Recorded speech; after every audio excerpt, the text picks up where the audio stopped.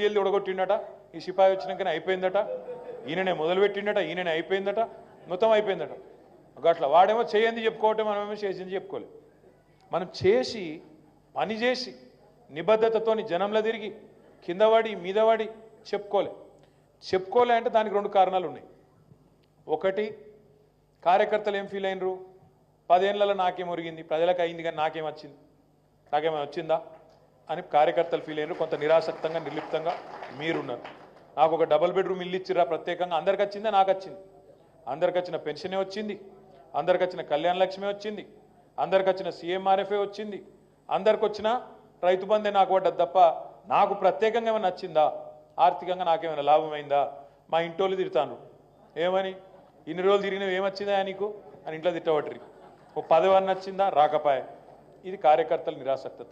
రెండోది, వినయ్ అన్న సోషల్ మీడియాలో కూడా వీక్.